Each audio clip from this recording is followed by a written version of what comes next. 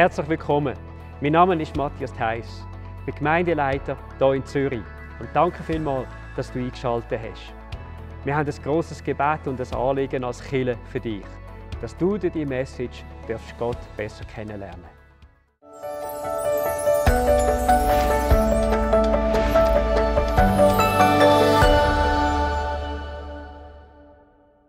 Ja, ich freue mich mit euch, schon in wenigen Tagen das neue Jahr anzufangen. Das 21 mit 21 Tagen vom Gebet. Das ist so stark, glaube ich, wenn wir gerade in ein neues Jahr gehen dürfen, ganz bewusst auf Gott hören. Und Gott wird uns erfrischen, er wird Gebete hören und er wird wirklich auch Durchbruch geben im Gebet. Ich bin überzeugt, Gott hat trotz Corona so viel Gutes geplant für das nächste Jahr. Und ja, an dem Morgen, ihr habt es schon gehört, bin so lieb begrüßt worden da. Wie lebe ich mit Jesus? Thema vom heutigen Tag. Wenn du zur Wohnung zu Hause rausgehst, was nimmst du normalerweise immer mit? Das Portemonnaie, jawohl. Schlüssel, das Handy, Maske im Moment, ganz genau. Es gibt so Sachen, die wir nachher wirklich immer mit uns tragen. Und etwas, wo wir normalerweise untertags immer wieder dann auch vielleicht einmal darauf zugreifen, das ist normalerweise das Handy. Geliebt und gehasst, je nachdem in welcher Situation. Und auf der anderen Seite bist du manchmal halt schon froh, wenn du unterwegs bist, kannst mal schauen, wenn ein Zug vielleicht noch fährt, das Tram noch fährt, Verbindung raussuchen, irgendeine von diesen Anglizismen, wo man nicht rauskommt, mal nachschauen, was bedeutet das Wort überhaupt. Ich habe herausgefunden, was ein Telelight ist, letzte Woche. Was ist Telelight? Keine Ahnung. Das ist das, was an der Kamera anzeigt. Das ist zum Beispiel die dort, wenn sie rot leuchtet, das ist das Telelight. Und das heisst dann, die Kamera ist aktiv. Das ist für uns da vorne wichtig. Genau. Man lernt nie aus. Man lernt nie aus. Wir haben es immer dabei. Und es ist interessant, wo Gott sich überlegt hat, wie er Beziehung zu uns Menschen gestalten will, hat er eigentlich etwas ganz, ganz Ähnliches gesagt. Er hat gesagt, ich will immer bei euch sein. Ich will immer mit euch sein. In Jesaja 7,14 steht der Vers, deshalb wird der Herr selbst das Zeichen geben. Seht, die Jungfrau wird ein Kind erwarten, sie wird einem Sohn das Leben schenken und er wird Immanuel genannt werden. Das heißt, Gott mit uns. So schön, wenn man Preacher ist und auch noch Emmanuel heißt, oder? Ich meine, das ist mir doppelt gesagt, nicht Manu, so cool. Da heißt Gott mit uns. Es heißt da innen nicht Alain Berset mit dir, Roger Federer mit dir, oder das Glück mit dir, oder das Pech mit dir, oder die Impfung sei mit dir, sondern es heißt Gott mit uns. Gott mit uns, der lebendige, der große Gott. Und wisst ihr, der Name von Gott, Immanuel, das ist Programm. Er will mit uns leben. Er will das Leben mit uns gestalten. Er will ein Teil sein von deinem Leben, noch viel, viel mehr, als du das Handy normalerweise bei dir hast und vielleicht auch brauchst. Und was bedeutet das? Ich glaube, wenn wir uns überlegen, hey, Gott mit uns, stimmt das überhaupt? Fühlt sich das auch so an? Es ist interessant, der grosse Atheist und Wissenschaftler Hawkins in England, der 2018 gestorben ist, er hat an extraterrestrisches Leben geglaubt. Und er hat Folgendes gesagt, es ist meine Überzeugung, dass extraterrestrisches Leben gegen uns ist. Eine Begegnung mit ihnen wird nicht friedlich verlaufen. Ich weiß nicht, ob es Science-Fiction-Fans gibt unter uns, das ist nicht so mein Genre, aber das ist ein Teil, den Hollywood immer wieder produziert. Und etwas habe ich festgestellt, so viel bin ich rausgekommen. Aliens sind immer gegen den Menschen. Ist euch das mal aufgefallen? Sie sind immer gegen den Menschen. Und wenn sich der Mensch auch heute überlegt, ja, wie ist es denn mit Gott? Etwas bleibt doch so schnell da an Zweifel in uns. Wie ist es denn? Wie denkt Gott über uns? Ist er wirklich für uns? Selbst als Menschen, die Jesus schon kennen, das gibt doch die Momente in unserem Leben, wo wir plötzlich manchmal den Eindruck haben, wie ist es denn in Bezug auf Gott? Vielleicht, wenn wir schon etwas Schwieriges erleben. Vielleicht, wenn wir an eine Lebenssituation kommen, wo wir die Antworten nicht darauf haben. Vielleicht, wenn wir irgendwie durch eine Pechsträhne gehen im Leben. Vielleicht, wenn wir für etwas gebetet haben und es trifft nicht ein. Vielleicht, wenn wir irgendetwas sehen in der eigenen Familie, vielleicht irgendein Leid oder so, und plötzlich denkt man, Gott, wie stehst denn du überhaupt zu uns Menschen? Und der Zweifel, ist Gott wirklich für uns? Ich glaube, der kennt jeder Mensch, der irgendwo auf dieser Erde lebt. Und es ist interessant, wenn wir in die Bibel hineinschauen, dann sehen wir, eine ganz entscheidende Botschaft ist mehrere hundert Mal in der Bibel. Gott will mit uns leben. Gott ist für uns. Er hat sich entschieden, in seinem Leben einen Weg zu gehen mit uns, der wirklich für uns ist. Und ich werde uns in die Geschichte auch reinnehmen, aus der Vers kommt, hier in Jesaja 7, 14. Weil ich glaube, erst wenn wir die Geschichte wirklich verstehen wir, warum die Aussage so powerful ist, so kraftvoll ist. Und zwar ist die Aussage entstanden, eigentlich in einer Kriegssituation. Der König Ahas, er war König von Israel. Er hatte zwei Feinde, die gegen ihn in den Krieg gezogen sind. Der König Rezin und der König Pekach.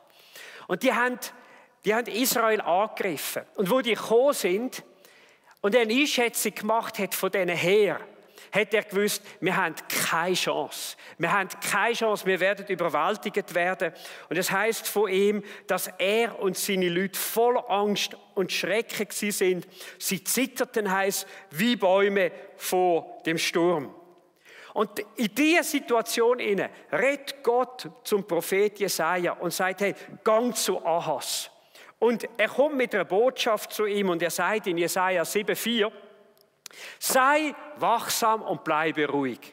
Habe keine Angst, mach dir wegen des Zornes dieser ausgebrannten, rauchenden Brandscheite, Rezin und von Aram und dem Sohn Remaljas, das ist der Pekach, mach dir wegen ihnen keine Sorgen. Jetzt müsst ihr euch vorstellen, die stehen vor Jerusalem. Heer, Menschen, Gegner, schwer bewaffnet, so wie das Auge reicht. Und weißt du was? Und Gott kommt und sagt, runterfahren, relax.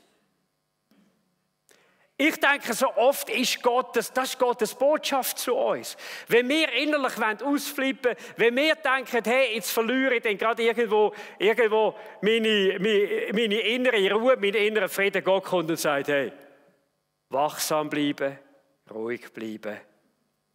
Was du siehst, das ist nur noch ein bisschen am Schmürzeln.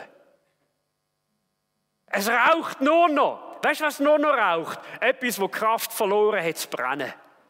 Das finde ich voll cool. Und dann kommt Gott und er sagt durch den Jesaja zum Ahas, jetzt bitte um ein Zeichen des Herrn deines Gottes. Warum?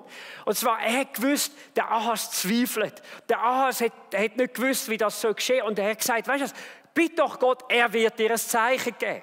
Ich weiß nicht, ob du auch schon so Situationen hast, wo du gesagt hast, ich bin ein bisschen unsicher. Gott, gib mir doch vielleicht irgendein Zeichen, ein Signal, welches der richtige Weg ist. Und dann kommt aber der Ahas und er sagt, ich werde nichts fordern. Denn ich will den Gott nicht auf die Probe stellen. Das tönt ja sowas von zuvorkommend, sowas von fromm, sowas von, ich würde sagen, du sollst deinen Gott nicht herausfordern, nicht versuchen, steht irgendwo in der Bibel. Das tönt ja so elegant irgendwo. Wow, ich werde Gott nicht auf die Probe stellen. Und dann sagt aber der Jesaja, höre doch, Haus Davids, genügt es euch nicht, Menschen auf die Nerven zu gehen? Wollt ihr nun auch meinen Gott verärgern?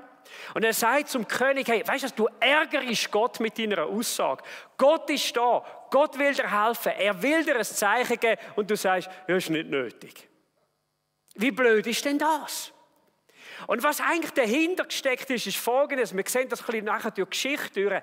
Der Ahas hat Gott nicht zugetraut, dass er zurechtkommt mit dieser Situation vom Krieg.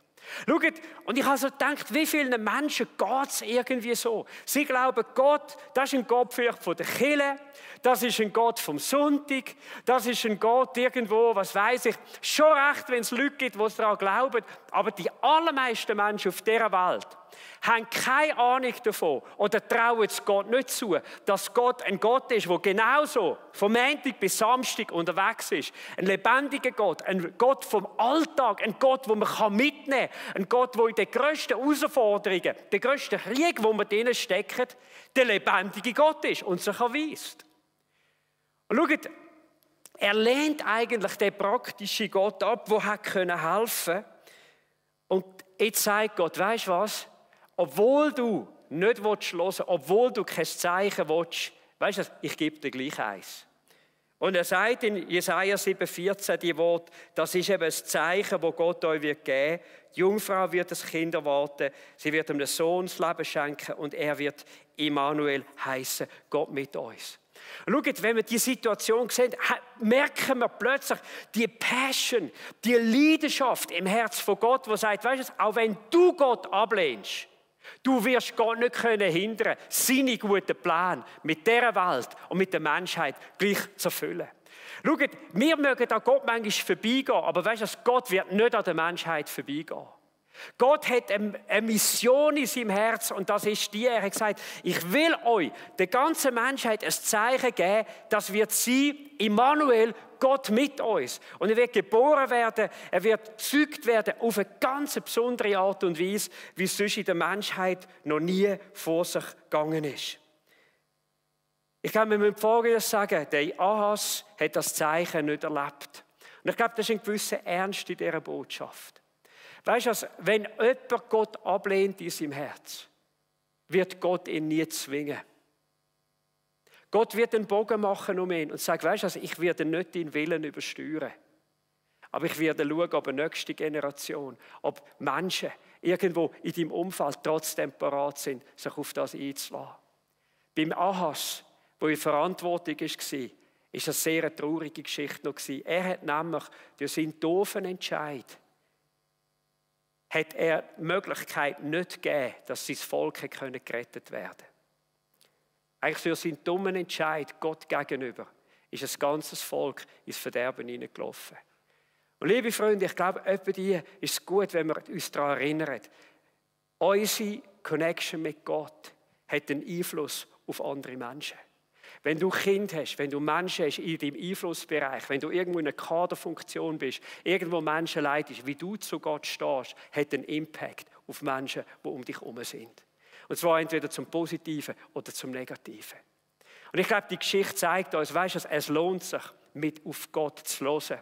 Es lohnt sich, wenn Gott uns die Chance gibt, ein Zeichen überzukommen, auf das wirklich einzugehen und wirklich die Güte von Gott wirklich auch in Anspruch nehmen. Schaut, Gott hat sich nicht stoppen lassen. Er hat sich nicht stoppen lassen, aber es hat 700 Jahre gebraucht. Und dann ist das Zeichen gekommen, nämlich durch Jesus. Und es heisst da über den Engel, der zu David, zu dem, man kann sagen, zum Vater von Jesus geredet hat. Denn das Kind, das sie erwartet, ist vom Heiligen Geist.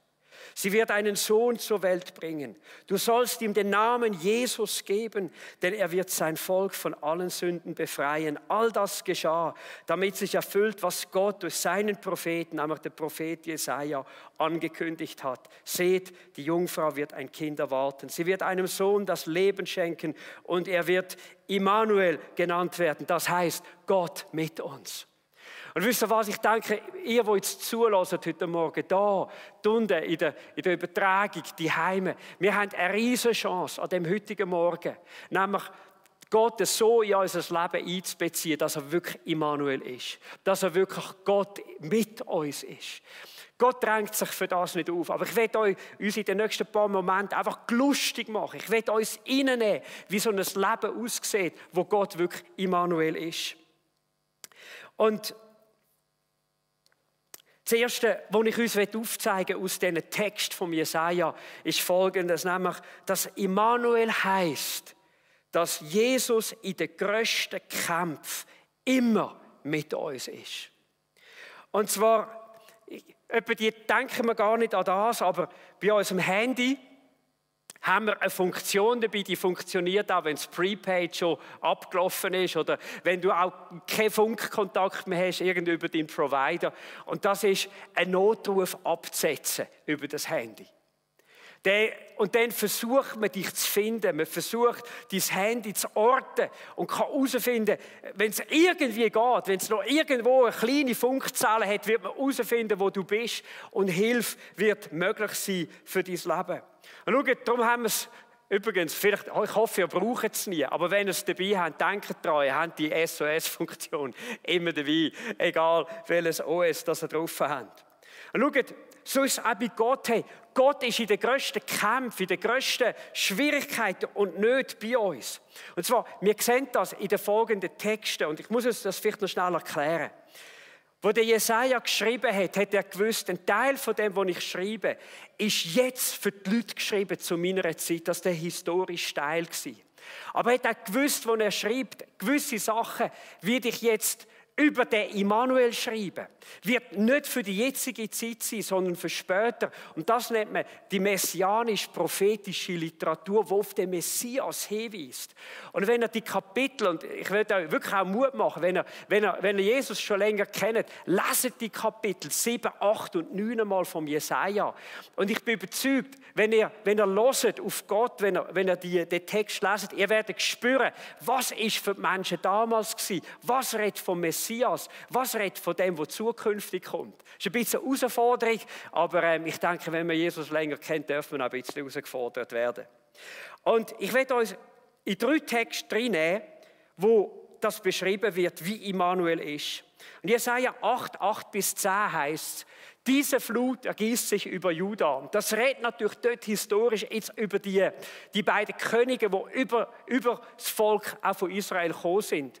Und wird so hoch anschwellen, bis dir, Immanuel, das Wasser bis zum Hals steht. Es wird ein Land vollständig bedecken. Tobt nur, ihr Völker. Und jetzt kommt der Change und zerbrecht in Stücke. Hört genau hin, ihr fernen Länder. Rüstet euch und zerbrecht. Ja, rüstet euch und zerbrecht. Schmiedet Pläne, sie werden vereitelt werden. Fasst Beschlüsse, sie werden nicht zustande kommen, denn Gott ist mit uns. Und es ist interessant, der Jesaja sagt, weißt du, es wird kommen, die Könige werden kommen, aber weißt du was, wenn der Immanuel wird auftreten, wird etwas geschehen. Da werden die Pläne, die gegen ihn sind, die gegen das Volk ist, das mit Immanuel unterwegs ist, die werden nicht gelingen, die werden zerbrechen. Und ich musste nachdenken, wisst ihr, Jesus, ihm ist das Wasser einmal bis zum Hals gestanden. Nämlich in dem Moment, wo Jesus in diesen letzten Stunden war, bevor er ans Kreuz von Golgatha gegangen ist. Und Jesus hat gewusst, ich werde dort nicht sterben, weil ich ein Verbrecher bin, sondern ich werde dort sterben, weil die Sünde von jedem einzelnen Mensch, die Vergehen von jedem einzelnen Mensch auf ihm wird liegen. Er hat gewusst, ich werde den Weg gehen und der Zorn von Gott wird mich treffen. Damit der Zorn von Gott von den Menschen abgewendet werden kann. Und die Bibel sagt uns, Jesus ist fast verzagt in dem Moment. Er geschwitzt. Es heisst, sein Schweiß war wie Blutstropfen, die runtergetropft sind. Aber dann ist ein Engel von Gott gekommen und hat ihn gestärkt. Und obwohl ihm das Wasser bis zum Hals gestanden ist, hat Jesus gesagt, und ich werde den Weg gehen. Vater, wenn es nicht möglich ist, ich gehe den Weg. Und ich werde zahlen für die Sünden der Menschheit. Du leg deinen Zorn auf mich, du darfst dich abwenden von mir. Hauptsache, die Menschen dürfen Frieden mit Gott bekommen. Und liebe Freunde, wisst ihr, ich glaube, wenn irgendjemand weiss, wie es sich anfühlt, auch in unserem Leben, wenn uns das Wasser bis zum Hals steht, das ist Jesus. Und weißt du, ich denke, in diesem Jahr ist vielen Menschen so gegangen, dass ihnen das Wasser bis zum Hals gestanden ist. Die einen haben mit Einsamkeit in diesem Jahr zu kämpfen gehabt. Andere sind vielleicht durch die Pandemie total verunsichert worden. Ich weiss, wie viel Angst das es auch ausgelöst hat, auch bei Menschen.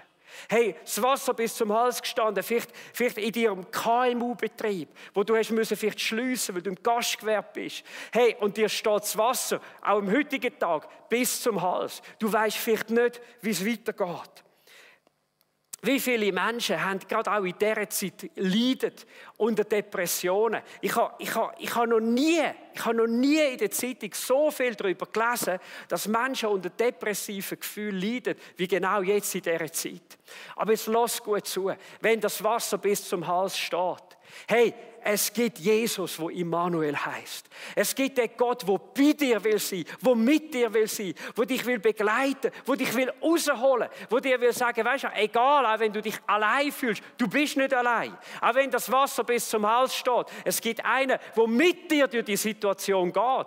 Es gibt einen, der eine Zukunft hat. Es gibt einen, hey, wo dir auch zuruft, auch wenn sich die ganze Welt verschwört gegen dich, ich bin trotzdem mit dir. Ich werde mit dir ans Ziel kommen. Ich werde dich rausholen aus dem Loch. Das ist Immanuel. Das ist der lebendige Gott. Schaut, Gott will das so sehr, dass wir so in dieser Verbindung wirklich mit ihm leben. Und ich denke, eine von diesen Bibelstellen, wo das so hammercool wirklich ausdrückt, ist der Psalm 23. Und ich fände es so schön, wir könnten den miteinander heute Morgen wirklich auch lesen. Und ich möchte uns einladen, dass wir doch aufstehen, auch die Hei. Stehen wir doch auf miteinander. Und ich werde euch den nicht vorlesen, sondern ich werde den mit euch lesen heute Morgen nach dem Motto, hey, wie cool ist es, wenn wir das dürfen miteinander bekennen, dass Gott unser Hirte ist, der mit uns auch durchs finstere Tal wirklich geht. Der Herr ist mein Hirte. Ich habe alles, was ich brauche. Er lässt mich in grünen Tälern ausruhen. Er führt mich zum frischen Wasser. Er gibt mir Kraft. Er zeigt mir den richtigen Weg um seines Namens willen. Auch wenn ich das dunkle Tal des Todes gehe, fürchte ich mich nicht, denn du bist an meiner Seite. Das ist Immanuel. Dein Stecken und Stab schützen und trösten mich. Du deckst mir einen Tisch vor den Augen meiner Feinde. Du nimmst mich als Gast auf und salbst mein Haupt mit Öl. Du überschüttest mich mit Segen. Deine Güte und Gnade begleiten mich alle Tage meines Lebens und ich werde für immer im Hause des Herrn wohnen. Wow! Das ist Immanuel, das ist unser lebendiger Gott. Ihr dürft wieder Platz nehmen. Das ist die erste Bibelstelle. Und dann geht der Jesaja weiter. Und es kommt nochmal so eine Bibelstelle rein über den Immanuel. Und das heißt in Jesaja 8 und 9, doch diese Zeit der Dunkelheit und Verzweiflung wird nicht für immer andauern. Und ich möchte das wirklich sagen heute Morgen, hey, die Zeit, durch die wir gehen, die wird nicht für immer andauern. Denn das Volk, das in der Dunkelheit lebt, sieht ein helles Licht. Und über den Menschen in einem vom Tode überschatteten Land strahlt ein heller Schein. Sind wir so ein Land? Wir sind das, wirklich. Vom Tod überschattet. Ich habe gestern in einer Studie, eine zuverlässige Studie gelesen, dass Corona im Gegensatz zu Influenza 3-mal mehr Tote am Schluss fordert. 3-mal mehr. Aber du vermehrst das Volk und schenkst ihm, wow, jetzt kommt große Freude. Es freut sich über dich wie ein Volk zur Erntezeit, wie jubelnde Menschen die Beute unter sich aufteilen. Ich bin ja Schaffhausische gross geworden, wenn ich es in meiner Teenagerzeit, und ich weiss immer, im September und Oktober hat es in Wilchingen immer ein Riesenfest gegeben, bei den Wümmeten. Nämlich dann, wenn wir Trauben reingebracht haben, gekeltert worden sind, feine Traubensaft und Sauser und dann später hat es noch andere Getränke daraus rausgegeben, wenn man die gemacht hat. Und es war immer ein Riesenfest gewesen. Und das ist so ein bisschen die Stimmung, die da ist. Und weißt du, was es bedeutet? Der Immanuel, Jesus Immanuel, hat für dieses Leben immer wieder einen Durchbruch parat zu neuer Freude. Und ich werde euch das ein bisschen illustrieren an einem Beispiel von einer Seniorin, die seit vielen, vielen Jahren bei uns in der Kirche ist. Ich habe vor 3 oder 4 Wochen sie begleiten oder müssen begleiten. Ihr Mann ist gestorben und wir sind zusammen an dieser Beerdigung gewesen. Es war wegen Corona nur im kleinen Kreis gewesen. Und wir sind nachher noch schräg einander vis-à-vis am Tisch gehockt. Er hat gesagt, du Ornella, ich kenne dich ja gar nicht so gut. Du, erzähl mir doch ein bisschen aus deinem Leben. Und dann sagt sie, Matthias, du musst wissen, wir haben ein sehr, sehr schweres Leben gehabt. Ich durfte den Hans finden und dass ich ihn heute verliere, das ist für mich wirklich, wirklich schwierig und unglaublich schwer und traurig. Und zwar, wir haben es so gut gehabt in unserem Leben. Wir haben nie Streit gehabt in unserer Ehe. Ich dachte, wow. Das ist wirklich besonders.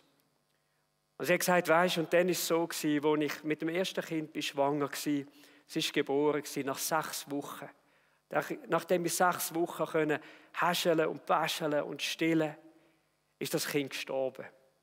Das war etwas vom Schlimmsten wirklich in unserem Leben, mit dem kleinen Sorg in den Friedhof zu gehen und das kleine Kind zu beerdigen. Und ich denke, das ist ja wirklich etwas vom Schwierigsten, was Menschen erleben können, wenn sie das eigene Kind verlieren. Also er hat gesagt, das war nicht alles. Gott hat uns dann wieder eine Freude gegeben mit einer Tochter. Aber das war nicht so einfach. Sie ist bis zum heutigen Tag schwer krank. Und sie lebt zum Teil mit extremen Schmerzen. Und dann haben wir noch das 3. Kind bekommen, unseren Sohn. Und vor einigen Jahren hat er sich irgendwie, wir wissen nicht genau warum, abgewendet von uns. Und wir haben praktisch keinen Kontakt mehr zu ihm. Und ich habe gedacht, wow, der Tag ist schon genug traurig mit der Abdankung von ihrem Mann. Und dann hat sie gesagt, aber weisst du, Matthias, das wäre nur die halbe Geschichte. Es gibt eine Hälfte, die ist noch grösser. Vor einigen Jahren bin ich eingeladen worden in eine Evangelisation und habe von Jesus gehört. Und dann habe ich Jesus in mein Leben einladen. Und ich weiss, an diesem Tag ist etwas passiert. Da ist eine Freude in mein Leben gekommen. Da ist eine Zuversicht, ein Mut in mein Leben gekommen. Ich habe so etwas vorher noch nie erlebt. Ich habe dann meinem Mann Hans von Jesus erzählt. Ich habe gesagt, komm, das sind Menschen, die beten auch für dich. Und er ist gekommen. Und er ist nicht dort, ist es nachher passiert. Aber einige Tage später persönlich hat auch er sein Leben Jesus gegeben. Und weißt du, Matthias, ich will dir einfach sagen, bei allem Leid, bei allem Schweren, das wir erfahren haben, es war Jesus, der uns durchgetragen hat.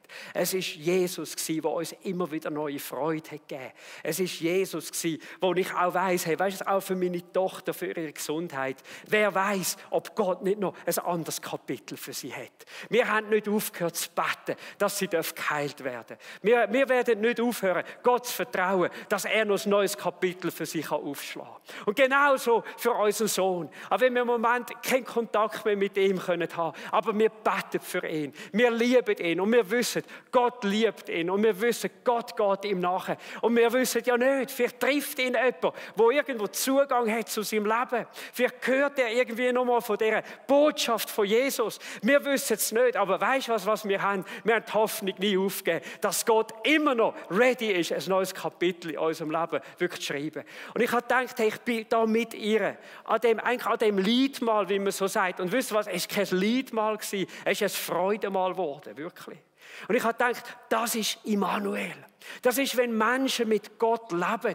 Das ist, wenn Menschen mit Gott verbunden sind. Wenn Menschen mit Gott in den Alltag wirklich auch gehen. Und ich bin so daran erinnert worden, an die vielen Geschichten in der Bibel, wo Menschen einfach mit Gott gelebt haben. Für mich eines der grössten Vorbilder, das war der Mann, das war der Henoch. Der hat so keine Kirche gegeben, der hat so keine Gebetsmeetings, keine Kleingruppen gegeben. Aber es heisst von ihm, Henoch wandelte mit Gott oder hat mit ihm gelebt, 24 Stunden am Tag. Er war vermutlich Landwirt, irgendwie Ackerbau, Viehzucht und so. Aber du weißt, er hat mit Gott gelebt. Er hat in dieser Verbindung mit ihm gelebt. Natürlich hätte er sich auch konzentrieren müssen, wenn man da Kühe gemolken hat und so. Aber er ist immer wieder in seinem Herz, in seinen Gedanken mit Gott verbunden, gesagt, was macht dir Freude? Wie kann ich mit dir leben? Zeig du mir meinen Weg. Ich will dir gefallen. Ich will dir Freude machen. Und es heisst vom Henoch, viele, viele 100 Jahre später, Gott hat gesehen, wie er mit Gott gelebt hat. Und Gott hat ihm bestätigt, dass Gott eine riesige Freude an ihm hatte. Das ist die Dimension, wo Gott uns wirklich reinführen will. Und weißt du was, dann kannst du Trauriges erleben, aber das ist nicht das letzte Kapitel. Steht in der Bibel, Weinen dauert für eine Nacht, aber Freude kommt mit dem Morgen. Und weißt du, das ist nur möglich, wenn du Immanuel wirklich in deinem Leben hast und mit Gott in dieser Beziehung, in dieser Gemeinschaft lebst. Lass mich noch zum Abschluss noch einen letzten Text lesen aus dem Jesaja, wo er den Immanuel nochmal beschreibt. Er sagt, uns wurde ein Kind geboren, uns wurde ein Sohn geschenkt. Auf seinen Schultern ruht die Herrschaft, er hat es im Griff. Und er heißt wunderbarer Ratgeber. Keine Frage zu groß für ihn. Er heißt starker Gott. Kein Problem zu groß in deinem Leben für ihn. Er ist ewiger Vater. Da gibt es nicht einen Moment, wenn du dich einsam fühlen musst, weil er ist denen nahe. Und sein Reich wird endlos sein und der Friede auf dem Throne Davids. Er festigt und stützt es für alle Zeit durch Recht und Gerechtigkeit.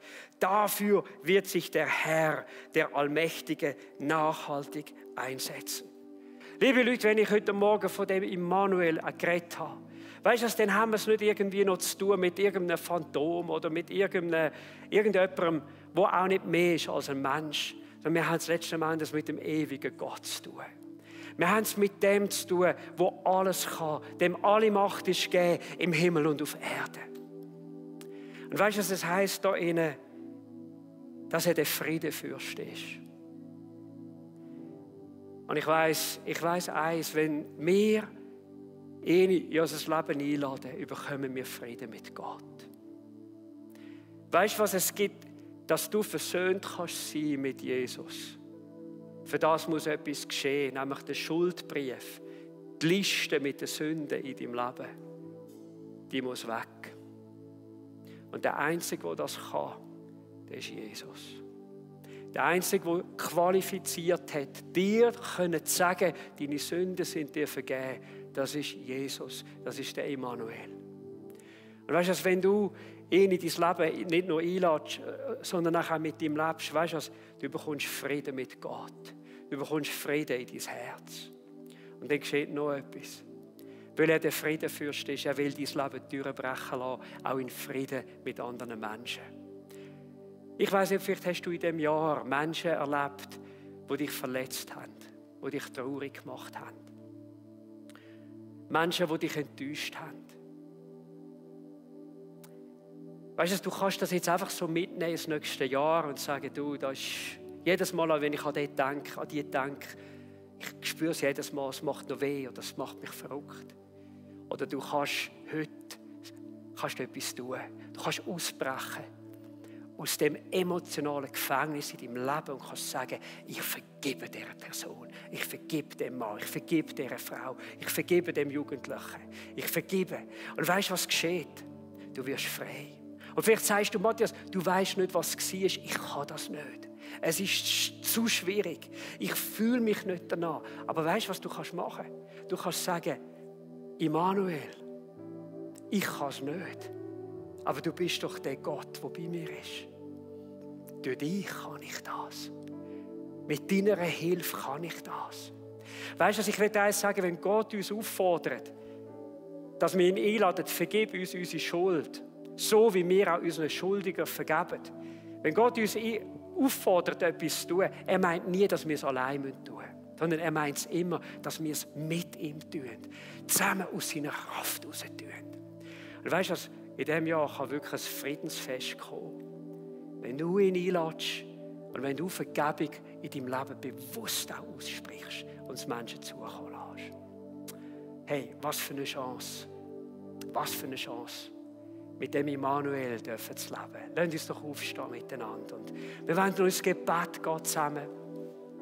Und Jesus, ich will beten an diesem heutigen Tag. Ich will beten, dass du Menschen, die zugelassen haben, Menschen, die da sind, die heim sind, in der Übertragung, drinnen sind in unserem Gebäude, dass du jetzt kommst mit deiner wunderbaren Gegenwart. Dass Menschen etwas dürfen spüren von dem Geist Gottes, der ihnen, ihrem Herz, ihren Gedanken bestätigt. Jesus, er will mit dir sein. Er will noch viel, viel inniger und tiefer mit dir leben. Und Jesus, ich glaube, dass du Christen heute Morgen aufrufst dazu, in die Weihnachtszeit und in ein neues Jahr reinzugehen, wo wir noch aus einer viel, viel tieferen Beziehung und Verbindung mit dir leben. Wo auch über uns vielleicht einmal gesagt werden kann, wir sind mit dir gewandelt, wir haben mit dir gelebt, 7 Tage in der Woche, 24 Stunden am Tag. Und Jesus, ich weiss, es ist manchmal gar nicht so einfach. Wir vergessen vergessen dich manchmal. Wir denken manchmal gar nicht mehr an deine Gegenwart, an deine Kraft, an deine Möglichkeiten. Aber wir können das lernen, Jesus. Und ich glaube, dass Jesus heute Morgen, wenn du schon an ihn glaubst, dass Jesus dir eine Frage stellt. Willst du lernen, mit mir im Alltag tief verbunden zu sein, tief verbunden zu leben? Und wenn das dein Wunsch ist, ich möchte dich einladen, gib doch Gott ein Zeichen. Heb deine Hand an deinem Ort und sag, Jesus, mein Immanuel, ich will das lernen. Ich will das lernen. Lehr du es auch mich. Ich möchte in dieser Verbindung mit dir wachsen. Ich möchte in dieser Tiefe mit dir wachsen. Ich möchte im Alltag immer wieder so einen Moment haben, wo ich innehalten kann, wo ich mir Erinnerung rufe. Du bist da bei mir. Du weisest mir den Weg.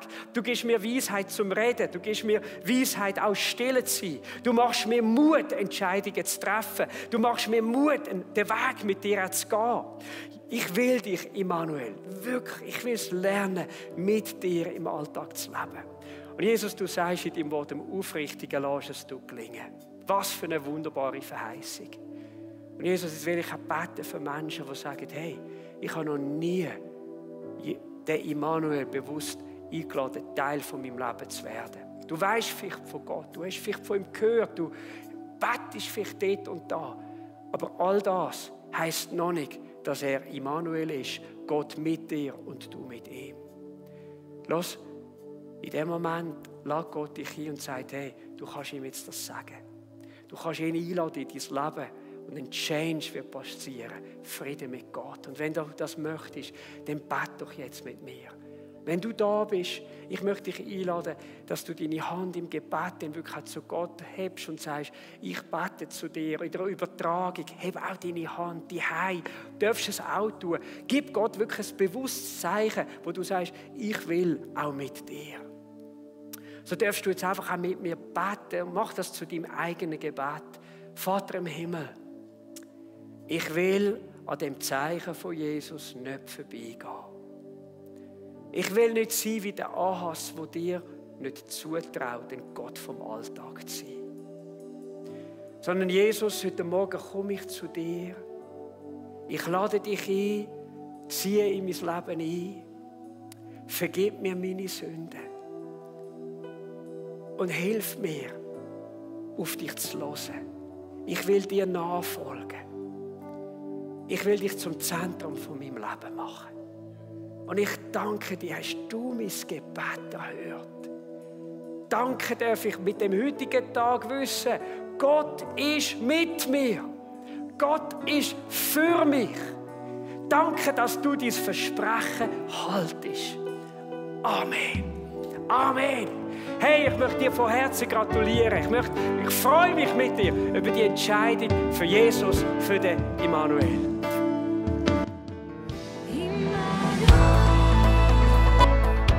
Vielen Dank, bist du dabei gewesen. Wir hoffen, dass die Message dazu beitragen durfte, dass du Jesus besser kennengelernt hast. Übrigens, wir würden uns auch freuen, von dir zu hören. Über unsere Website kannst du gerne mit uns Kontakt aufnehmen. Wenn du spürst, dass so Botschaften ein Segen sind für andere oder du uns möchtest unterstützen, dann bete doch für uns. Und du darfst gerne auch spenden. Wir haben verschiedene Möglichkeiten über SMS, über Twint oder natürlich auch über das gute alte Online-Banking. Vielen, vielen Dank für das, was du tust, damit wir den Dienst weiter tun zum Segen von vielen Menschen. Danke nochmal, du bist heute dabei gewesen. Gottes reicher Segen mit dir.